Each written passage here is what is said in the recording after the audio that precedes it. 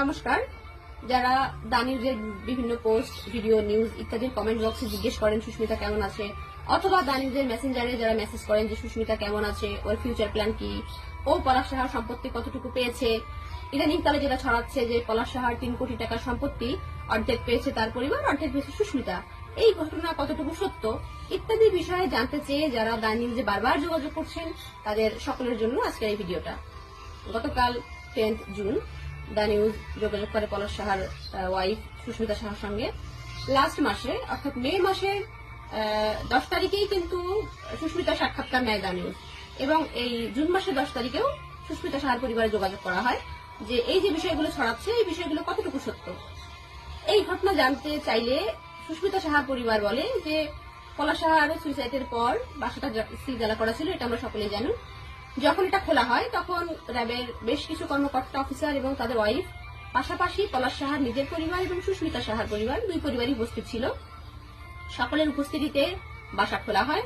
খোলার পরে আরতি দেবী অর্থাৎ পলাশ সাহার মা বলেন যে তিনি অসুস্থ বোধ করছেন, এটা বলে তিনি নিজের বেডরুমে গিয়ে দরজা বন্ধ করে দেয়। দরজা বন্ধ করে তিনি রুমের ভিতরে কি করেছেন এটা তো কেউ জানার কথা না। এটা আমি যে কথাগুলো বলছি এটা সুস্মিতা সাহার পরিবারের দাবি। আর সুইসাইড নোটে যেটা লেখা ছিল যে সব গয়না যেন বউ নিয়ে যায়, অর্থাৎ দুই পরিবারের বিয়েতে দুই পরিবারের দেওয়া যে গয়নাগুলো, সেই গয়নাগুলো সুইসাইড নোট অনুসারে সুস্মিতা পেয়েছে, বাদ বাকি কোনো কিছুই সে পায়নি।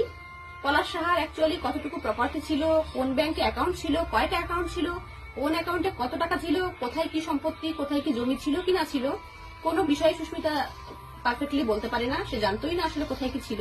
তার বিয়ে হয়েছে মাত্র 2 বছর, তাকে কোনো কিছু বলাও হয়নি, সে কিছু জানেও না। দ্বিতীয় হচ্ছে তাকে কোনো কিছুতেই নমিনি করা হয়নি, সুতরাং নমিনি না থাকলে সে কিন্তু পাওয়ারও কথা না। তার কত ক্যাশ টাকা ছিল সেটাও সুস্মিতা বলতে পারে না। পলাশ সাহার যে অ্যাকাউন্ট, যে চেক বই, সবকিছু কিন্তু তার মায়ের বেডরুমে, তার মায়ের আলমারিতে থাকতো। তাই জন্য কি আছে কি না আছে এটা সুস্মিতা খুব বেশি জানে না। সুস্মিতা সাহার নিজের বেডরুমে একটা ড্রেসিং টেবিল পর্যন্ত ছিল না। কেন?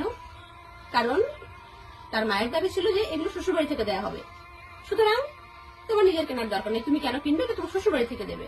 তাই জন্য সুস্মিতা যদি কোথাও বেরোনোর সময় রেডি হতে হতো তাকে কিন্তু ওয়াশরুমের আয়না দেখে রেডি হতে হতো। তো ফাইনালি এটা হচ্ছে যে সুস্মিতা গয়না ছাড়া আর কিছুই সে পায়নি, এবং সে যখন বিয়ের পরে এইচএসসি পাশ করে তারপরে তাকে কিন্তু অ্যাডমিটও করা হয়নি, অনার্স বা গ্রাজুয়েশনের জন্য তাকে ভর্তি করা হয়নি, সে ইয়ার লস করেছে। তো এখন সুস্মিতা চায় সুস্মিতা আবার নতুন করে পড়াশোনা শুরু করবে, পড়াশোনা করে সে নিজে প্রতিষ্ঠিত হবে, নিজের পায়ে দাঁড়াবে। তার কারণ এইভাবে যেন সে সবাইকে বলতে চায়, এইভাবে যেন কোনো প্রতিষ্ঠিত পাত্র পেয়ে আপনার মেয়েকে পাত্রস্থ করার আগে মা বাবা ভাবুন যে আমার মেয়ে যদি নিজের পায়ে দাঁড়ায় সে তার শ্বশুরবাড়িতে সম্মান পাবে। আপনি একটা ইম্যাচিউরড মেয়েকে যদি বিয়ে দেন সেক্ষেত্রে এরকম ডমিনেটেড কিন্তু হতে হবে। তাই জন্য আপনারা সকলে নিজের মেয়েকে প্রতিষ্ঠিত করুন, নিজের মেয়েকে লেখাপড়া শেখান, তারপর একটা ভালো পাত্র দেখে বিয়ে দিন, তাহলে এভাবে কাউকে ভুগতে হবে না। ধন্যবাদ।